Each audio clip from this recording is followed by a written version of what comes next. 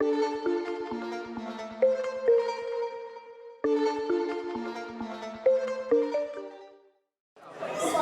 Damon, thanks for doing this interview with us today. We're very grateful to have some of your time at the Medical Cannabiz Summit in Malta. How did you find the event? It's been really useful. I wasn't, you never quite know with a new country that's opening up for these things, whether it's going to be the right attendee list, the right presence, the right companies that are based here. But I've been quite impressed. I've had some really useful conversations. There's been plenty of investors, ancillary product companies, and a lot of the things tie in with what we're trying to achieve. So it's been good. Okay, so for those who don't know, what's your current role in the cannabis space? Yeah, it's hard to explain briefly, but Melabis is involved heavily in Central Asia and Southeast Asia from a cultivation and distribution perspective. We also do some tech stuff on the extraction side of things, and also we built an AI application for medical users, which is being approved by the Maltese Medicines Authority for a test pilot scheme. So we're going to go live probably with that early next year. Basically tracks and traces how users feel before and after usage, what the strains are that they're using, what their ailments is, and eventually we should be able to give real statistics on how each strain potentially helps and assists with each ailment.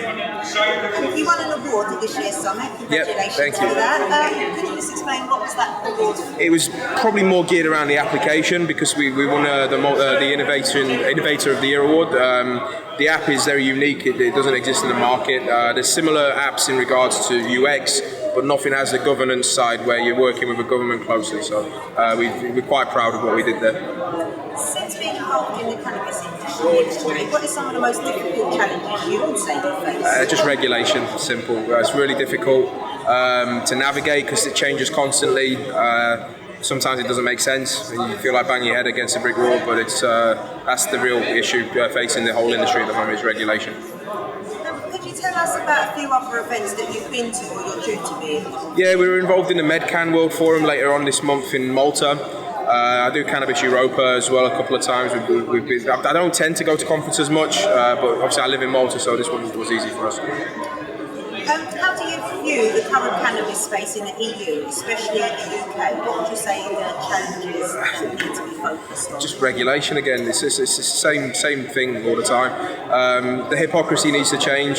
You know, the biggest medical grower in the world right now is in Kent. It's like, you know, how can they do that? How can certain politicians profit from it, but still illegal? It makes no sense really to us. But what are your views on the future of the cannabis space globally, and do you feel that both recreational and medical are both instrumental in the growth? Yeah, I mean, I think realistically it can be seen as one and the same anyway. In reality, I'm not a user myself, but from my friends that are users, I think they're all medicated in some way or another. So I don't see the difference. I think all countries should go recreational. Prohibition doesn't work. It's been proven not to work and over again. So for me, I think recreational is the future. I think countries will get there. I think some countries will get there slower. But eventually, I see the world fully opening up for cannabis users. Would you say that you're a recreational advocate or medical advocate or both? Both. For me, it's one and the same. How important do you feel responsible marketing is in driving the adoption? It's got to be exactly the same as alcohol and cigarettes, in my opinion. Users and advocates will argue that cannabis has never hurt anybody, and they're right. But ultimately, you can't jump in at that deep end. You've got to do it exactly the same. If you want to compare it to cigarettes and alcohol, which people do all the time, you've got to treat it exactly the same, in my opinion. And how important do you feel responsible influencer marketing is in spreading the word? So when we say responsible, we mean how important is it that the influencers are educated on the safe uses? Yeah, I mean, I think when you see what's happening with influencers at the moment, it's probably not very responsible what's going on, because it's usually rappers, and we've got Ignite doing what they do with sort of women and boys toys, etc. So it's not really responsible. But I think it's very difficult to have a cool brand and still not go that direction. If you look at alcohol brands, they're still not really responsible in advertising, in my opinion. But if you're going to have fun, maybe just a little banner at the bottom saying "Don't have too much fun," you know. So do you feel we should be looking at more ways of using raw cannabis as opposed to mixing it with chemicals or synthetics?